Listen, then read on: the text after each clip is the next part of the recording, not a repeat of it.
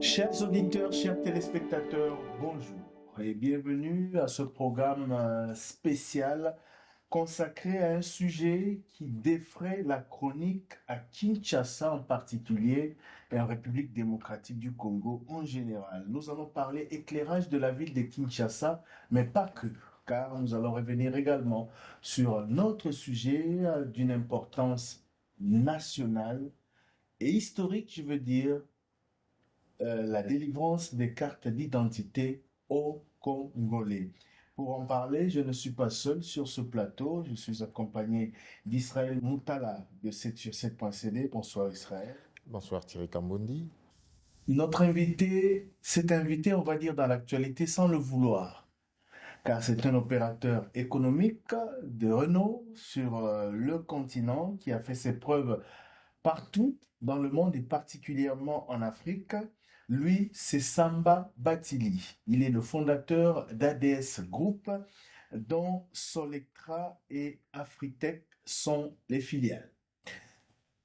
Nous allons parler de ces entreprises et vous saurez pourquoi.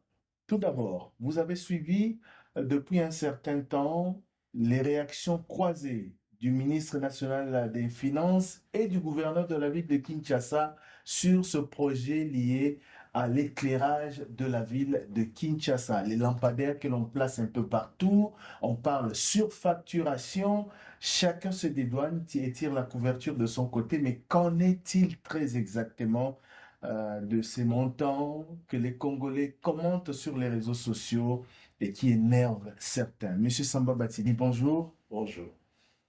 Nous sommes très heureux de vous retrouver pour nous donner votre version des faits en tant qu'opérateur économique. J'ai dit tout à l'heure que vous vous êtes invité dans l'actualité sans le vouloir, car votre mission est plutôt de faire le travail sur le terrain à travers votre entreprise. Et voilà, il y a une polémique qui implique votre entreprise et qui l'engage, et avec elle des grands responsables de ce pays. Parlons d'abord de ce projet éclairage de la ville de Kinshasa et de ce fameux contrat que personne ne veut finalement endosser ou dont personne ne veut endosser le montant. Qu'en est-il très exactement? Comment vous l'avez gagné? Et pourquoi en est-on arrivé à cette polémique liée à ces chiffres qui font mal à la tête ou qui déclinent? Merci. Tout d'abord, j'aimerais vous remercier pour m'avoir donné l'occasion de donner aussi ma version des faits, parce que ça fait un moment que ces polémiques entrent. Je suis du genre très discret. Je n'aime pas tout le temps venir dans les médias, mais par la nature des choses, par la force des choses, je pense que fait un moment que vous m'avez invité. Aujourd'hui, je pense qu'il était nécessaire de venir, de donner ma version des faits pour éclairer les lanternes des Congolais et du monde entier. Parce qu'aujourd'hui, je suis quand même un opérateur économique qui est connu sur le plan africain et mondial. Depuis que ces polémiques ont commencé, j'ai reçu beaucoup de coups de fil. Des gens qui me connaissent, qui s'étonnent. Ils disent, mais qu'est-ce qui arrive? Ça a commencé même par un coup de fil d'un de mes banquiers à l'extérieur qui me dit, mais Samba, je ne comprends pas, on parle de 2400 lampadaires. Nous, on t'a financé 30 000 lampadaires. Tu as fait ça en 11 mois. On parle de... Ça fait 1 an et demi. Il ne comprend pas, il ne comprenait pas. J'ai dit, bon, c'est la nature. Je l'ai expliqué tout ce qui s'est passé et puis il a compris. Mais pour revenir un peu à ce projet de lampe, en 2021, je suis venu avec un partenaire français pour discuter justement d'un projet de lampadaires, de 30 000 lampadaires. On a vu plusieurs autorités et j'ai un ami, un associé qui m'a demandé qu'on puisse aussi aller voir le gouverneur parce qu'il y a des projets de lampadaires au gouvernement. Ça, c'était en 2021. On a vu le gouverneur, on a discuté, après nos équipes ont parlé. Et puis, on a fait un protocole d'accord. Dans le protocole d'accord, nous nous sommes engagés à financer les études pour un programme de 10 000 lampadaires à Kinshasa.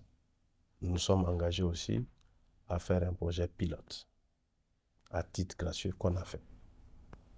Et donc, suite à ça,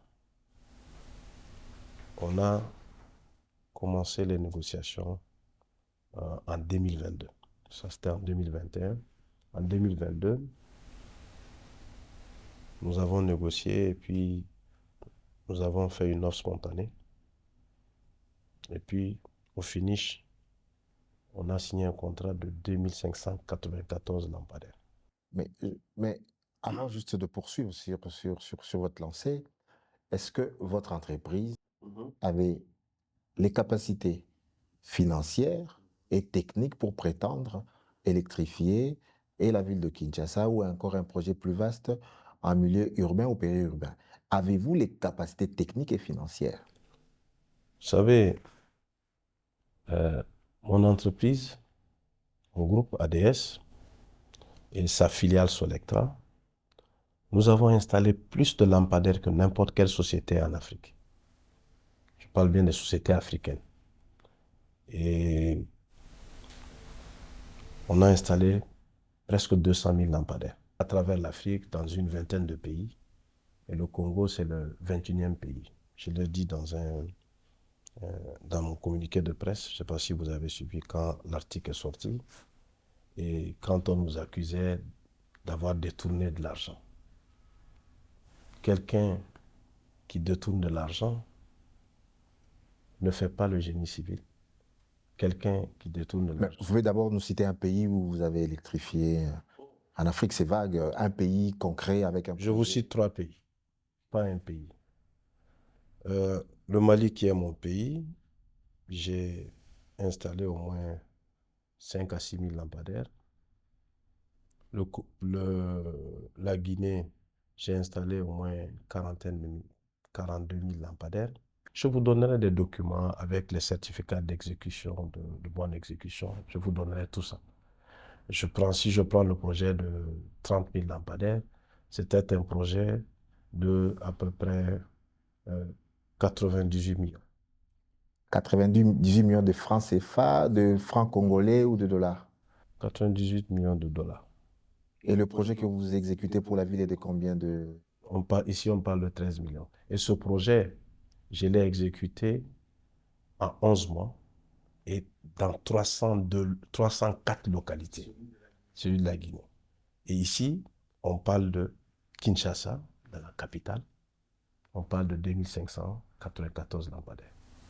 Donc, si j'ai pu exécuter un projet de 30 000 lampadaires en 11 mois, dans 304 localités, avec des distances nord-sud qui peuvent aller jusqu'à 900 km, avec un mouvement de plus de 1400 conteneurs, alors qu'ici on parle qu'à peu près de 70 ou 80 conteneurs, en termes de logistique, vous pouvez comprendre qu'on a la capacité, on a l'habitude.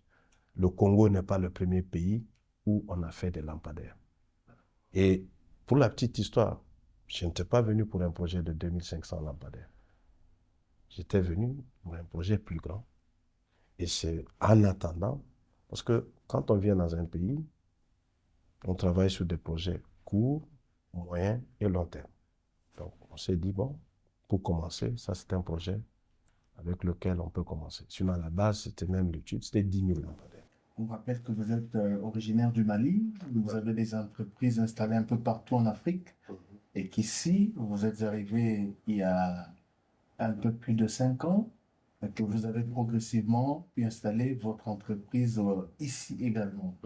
Euh, Avant de gagner ce marché, on va parler également du contrat le plus important que vous évoquez. Alors, Qu'est-ce qui s'est passé ici? Vous dites que vous avez négocié avec la ville, vous avez signé un protocole d'accord. Le contrat était de combien et quels en sont les détails? Le contrat était de 13 millions, 13 millions 600. Pour éclairer toute la ville, pour éclairer une partie de la ville? Pour éclairer une dizaine d'artères de la ville de Kinshasa, ce qui fait les 2594 lampadaires. Et donc, quand on a signé le contrat, c'était au mois de mai. OK? 2022. On a signé le contrat au mois de mai et pour bien structurer le projet, nous voulons avoir l'assurance que la mairie, le gouvernorat avait la capacité de rembourser le financement qu'on pourrait amener. Donc, nous avons discuté avec le gouverneur et le gouverneur a proposé qu'on aille voir le ministre des Finances. On est allé voir le ministre des Finances. Nous avons eu des discussions avec le ministre des Finances. Le ministre des Finances nous a dit que, le projet est pertinent parce que ça va permettre de, de combattre l'insécurité et tout ça, qui n'a pas de problème avec le projet, mais que son problème, c'est avec le coût. Parce qu'on lui avait donné la copie et ça, c'était au mois de juin. Donc, vous êtes allé voir Le contrat a été signé au mois de mai. On a vu le ministre au mois de juin. Vous êtes allé avec le gouverneur? Avec le gouverneur, voir le ministre des Finances. Et le ministre des Finances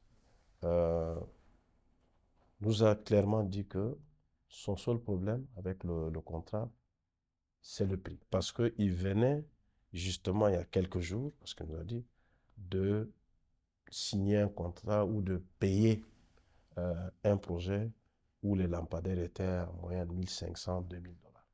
Donc, il y avait des lampadaires à 1500 à 2000 dollars, alors que le vôtre était à plus de 4000 dollars. Le nôtre, si vous divisez ça par lampadaire, parce que je veux rentrer après dans la structure des coûts, vous allez mieux comprendre. Mais donc, les accusations de surfacturation, c'est par rapport au coût.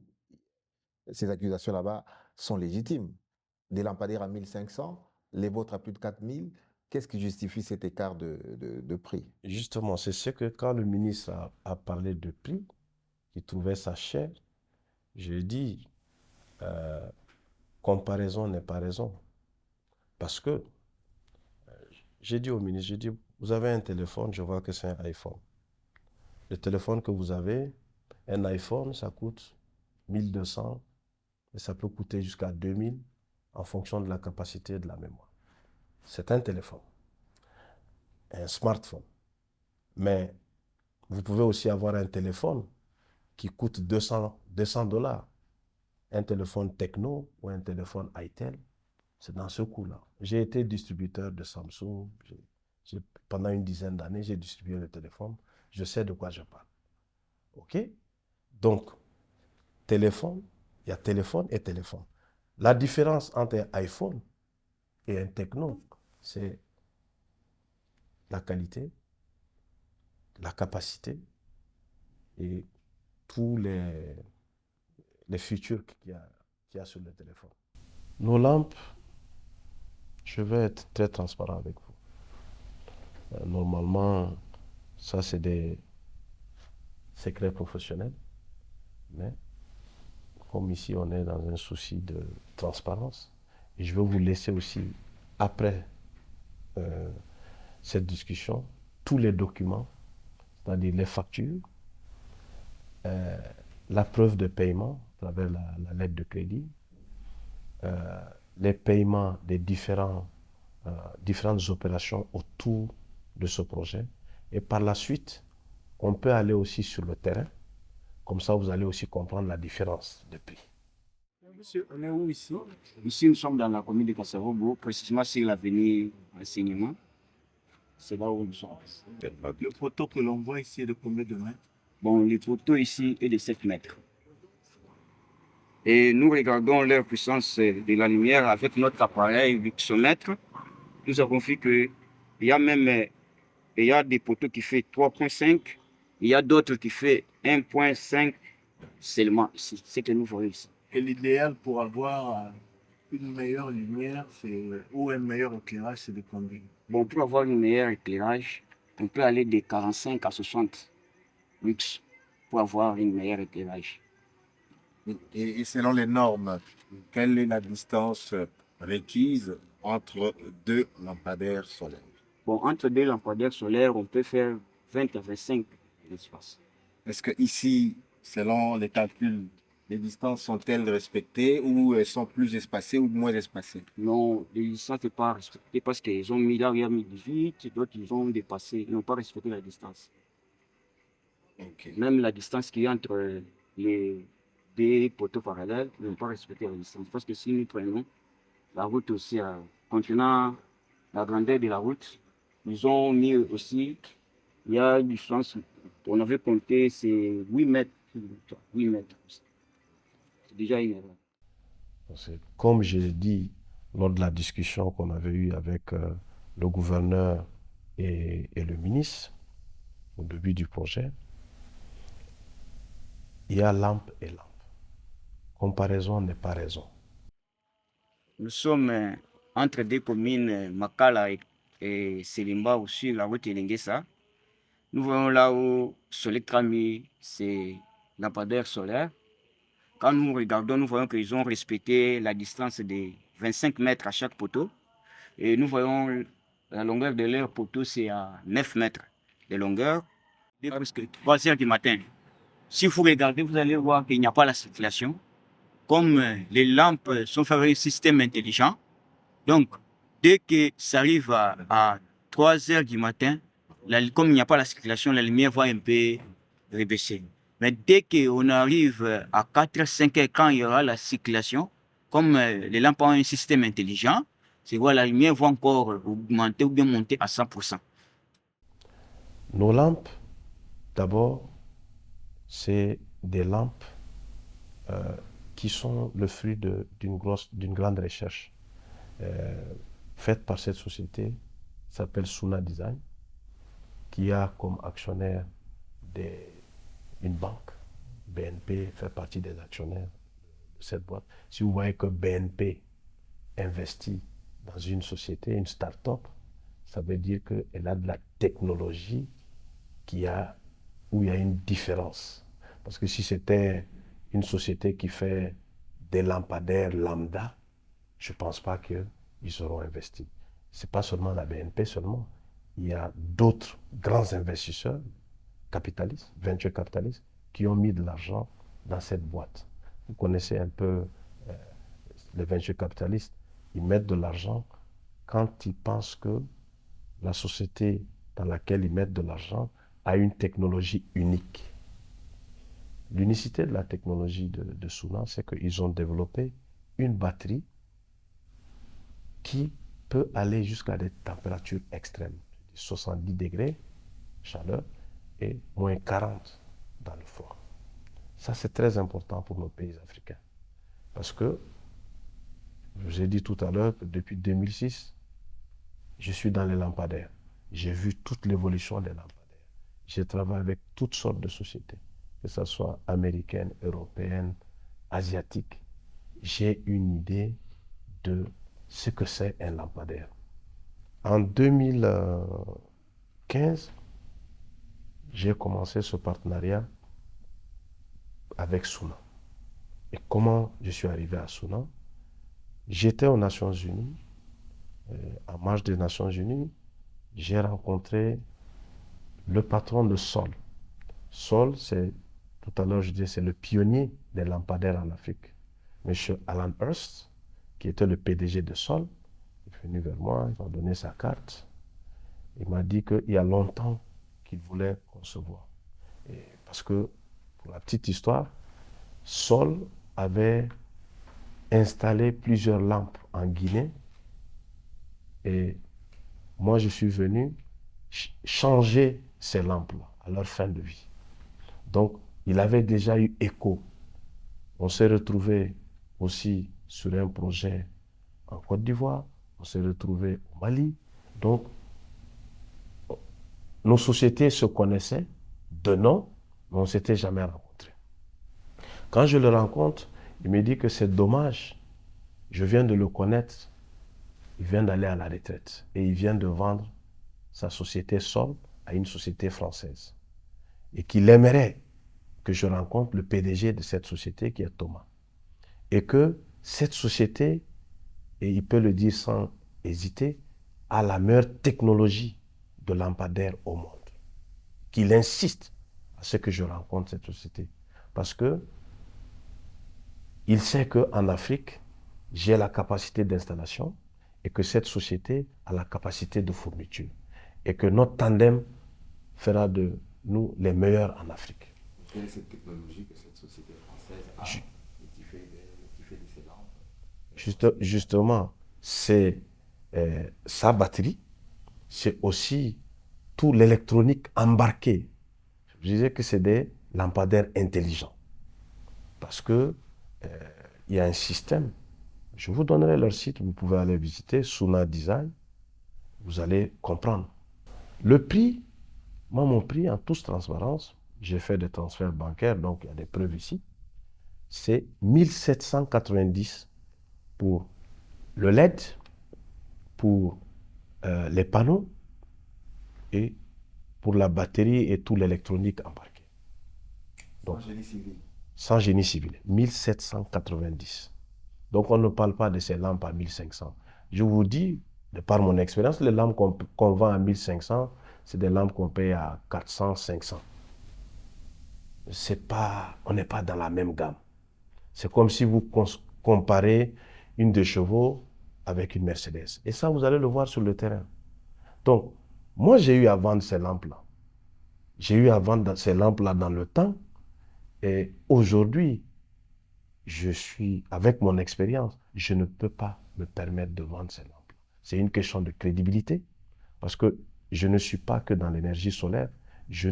C'est trop risqué pour moi. Vous voulez dire qu'elles éclairent mieux et elles durent plus longtemps grâce à la technologie de Suna Design. Ouais. Elles éclairent mieux, elles durent plus longtemps. Si vous faites le calcul économique après, c'est le pays qui est gagnant. Je vous explique. Les lampes dont on parle, allez voir, au bout d'un an ou d'un an et demi, elles sont éteintes. Et puis, même maintenant, elles n'illuminent pas. Nos lampes sont 10 fois supérieures à ces lampes-là. Donc, si on calcule en termes de coût, une lampe qui illumine 10 fois que l'autre. Admettons que si c'est le prix, c'est 2000.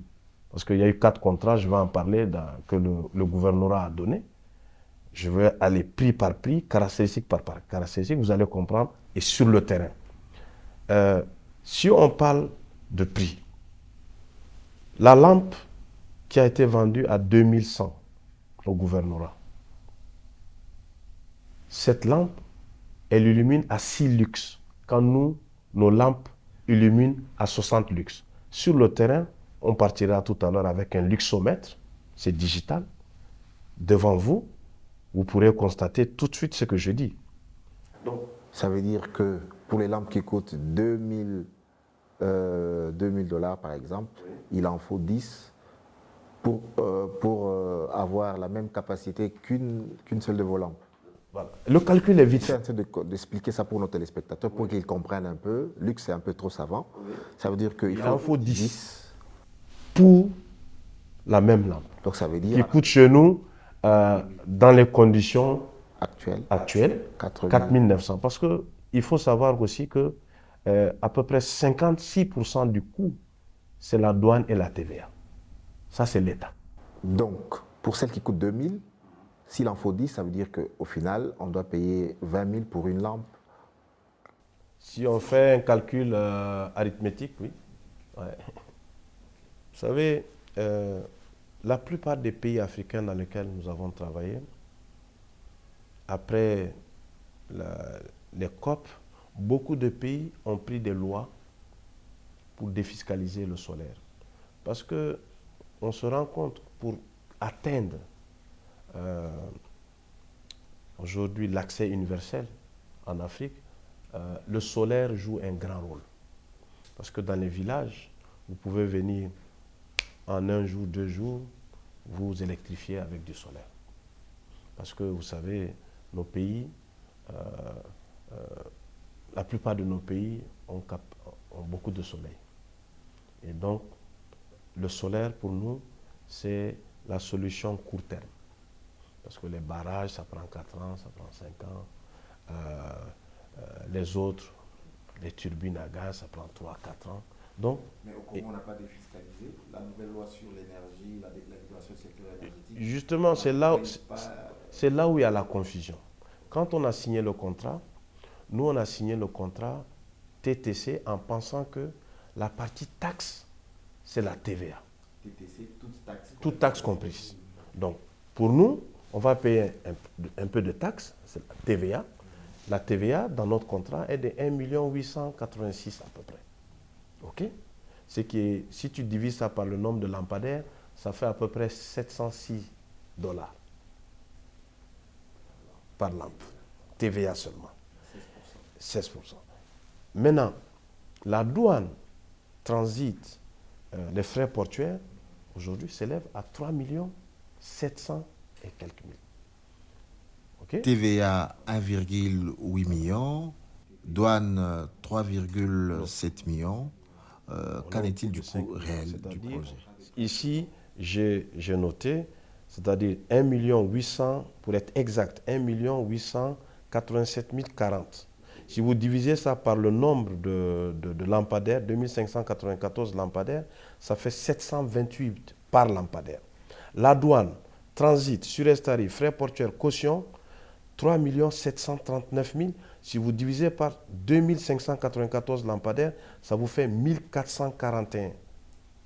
OK? Ça ne va pas dans nos poches. Donc, si vous réunissez la TVA plus 728 plus 1441, vous êtes déjà presque à 2200. OK? Ça, c'est seulement ici.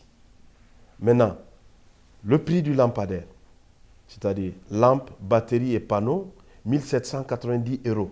On parle en euros, parce que c'est des marchandises qui viennent de la France. Donc, si vous arrondissez ça avec les frais de transfert, bon, presque 2000 $. OK? Maintenant, le poteau, nous avons acheté ça au Maroc, à 367. Parce que la qualité de poteau et le prix. Parce que si on prenait les mêmes poteaux, au Portugal, ça allait nous coûter à peu près 500. Donc, on a pris des poteaux à 307. Et là, je vous donnerai la facture, la lettre de crédit et le SWIFT. Vous pourrez contrôler. Et le support massif, donc avec l'installation, 318 €. Je vous donnerai la facture et le transfert. Donc, les travaux, génie civil, la logistique, l'installation, par lampadaire, ça nous revient à 1000 $, 1001 $. Donc, si on calcule tout, plus maintenant, il y a 113 $ de frais bancaires et agio, parce que le projet nous a coûté 295 545 $ US $. Je pourrais vous donner notre élevé, vous allez le voir dessus, je vais le noter. Donc, le tout réuni, ça nous fait, si on paye la douane, ça nous fait un projet qui nous coûte 14 961 381 $. Ce qui équivaut à 6 066 US $ par lampe. Versus 4 900 et quelques qu'on a facturé, versus 13 693 370 $. Il y a eu une confusion. Sur la confusion qu'il y a eu, c'est que nous, on a pensé que la partie TVA, c'est ce qui est dans les taxes, toutes taxes. Par contre, on nous a aussi dit qu'il y a la loi sur l'électricité, qu'on peut bénéficier d'exo sur les droits de l'homme.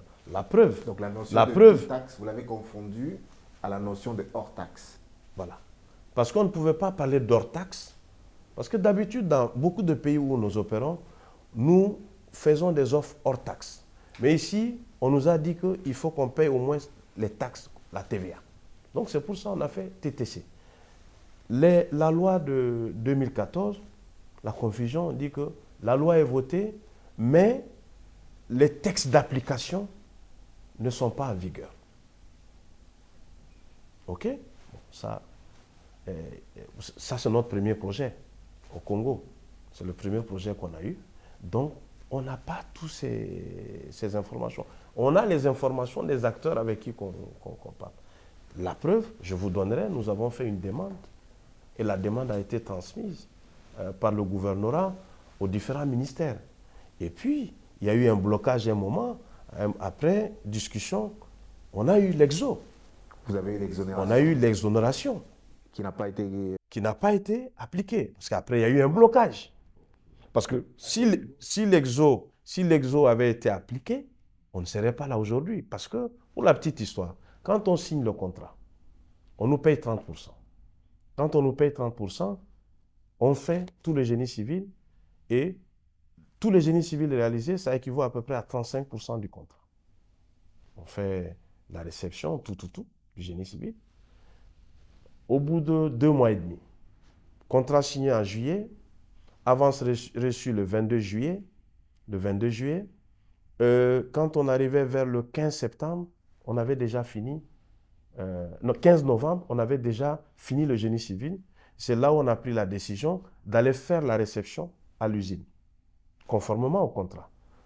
On a fait la réception à l'usine avec nos équipes, l'équipe du gouvernorat, et puis avec l'équipe de l'usine.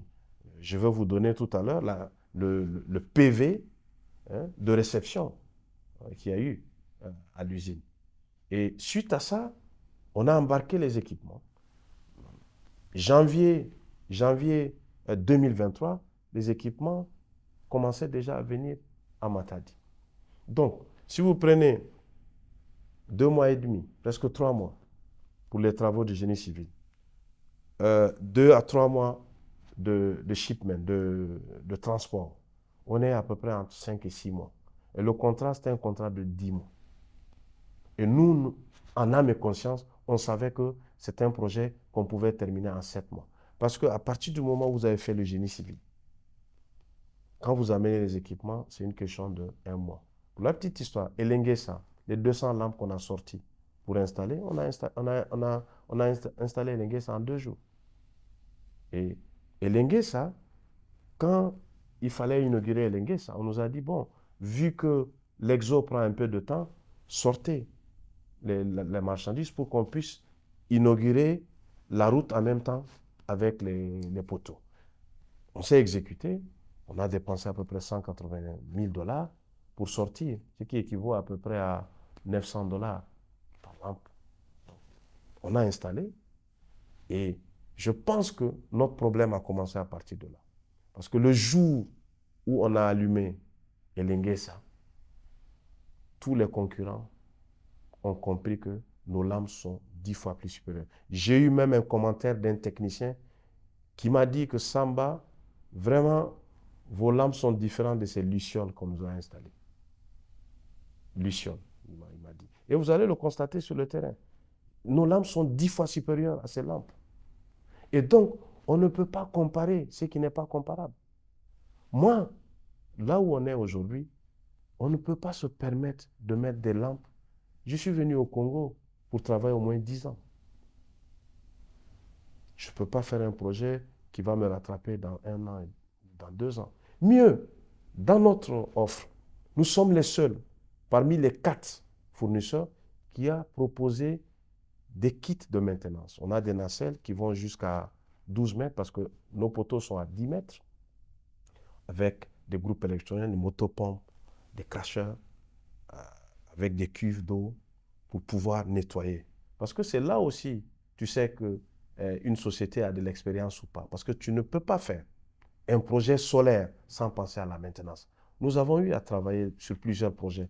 L'un des plus grands problèmes des lampes solaires en Afrique, c'est quoi? C'est la maintenance. Et ça, c'est notre expérience qui parle. Et même l'équipe technique dans notre offre, quand ils ont vu ça, ils nous ont plus respectés. Ils nous ont dit, vous savez de quoi vous parlez, parce qu'un projet de lampadaire solaire, il faut en moyenne chaque 2 mois passer nettoyer les panneaux. Parce que, surtout dans nos pays, avec la poussière, les crasses qui se mettent sur les panneaux, ça bloque les rayons solaires. Et quand la batterie ne reçoit pas les rayons solaires, la charge, elle ne charge pas comme il faut. Et ça peut même gâter la batterie. Donc, nous avons mis, et dans notre offre, il y a 308 $ d'équipement de maintenance. Je vais vous donner tous ces détails-là, vous allez voir. Il y a 308, parce qu'il y a des nacelles de 12 mètres, des nacelles élévatriques avec des boutons, vous appuyez, 2 personnes montent, ils font la maintenance, ils partent. Donc, tout ça fait partie de notre offre. Et je pense que, avec le temps, nous allons être des héros dans ce pays. Aujourd'hui, on parle parce que les gens ne savent pas de quoi on parle. Parce qu'il y a peu de spécialistes. Moi, je serais à l'aise si on me met en face des spécialistes de solaire. Parce que je peux défier quiconque sur ça. Mon expérience parle, mes références parlent, et il n'y a pas de magie, il n'y a pas d'inconnu dans ce business que je ne connais pas. Malgré la qualité de votre offre, on est dans l'impasse, le projet connaît du retard. Quelle sera l'issue de ce projet? L'exonération vous octroyée sera-t-elle finalement exécutée? C'est ce qu'on a trouvé depuis 2 semaines. On a trouvé une solution. Nous allons dédouaner et avec un échelonnement. Mais le prix ne va pas changer. Mais c'est dommage parce qu'on n'est pas une ASBL, on n'est pas une fondation.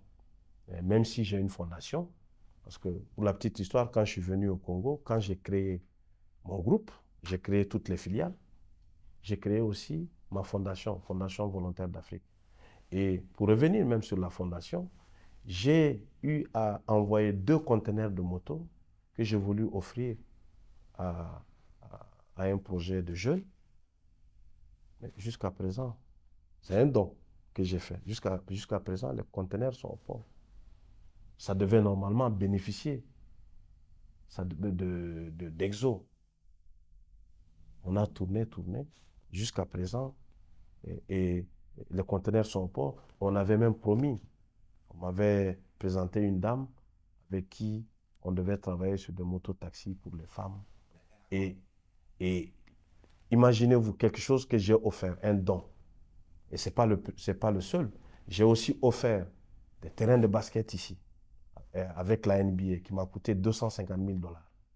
Mais les terrains arrivés, ça fait plus de 6 mois. J'étais obligé de payer aussi ça. Donc, je peux comprendre que quand on est une fondation, on fasse des dons. Mais ma société Solectra, c'est une société commerciale. On ne fait pas un projet pour perdre de l'argent.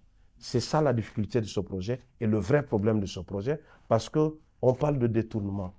Quelqu'un qui veut détourner de l'argent ne va pas prendre 30% et faire le génie civil. Quelqu'un qui veut détourner de l'argent, il ne va pas avec 30% amener tous les équipements du projet dans le pays au port.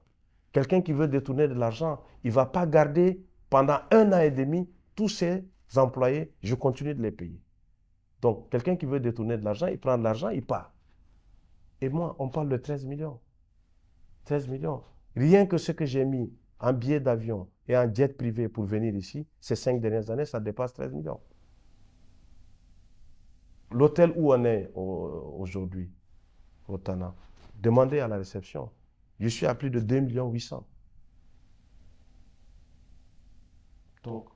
Donc, vous investissez durablement au Congo, qui est votre que vous considérez comme votre seconde patrie. Bien sûr.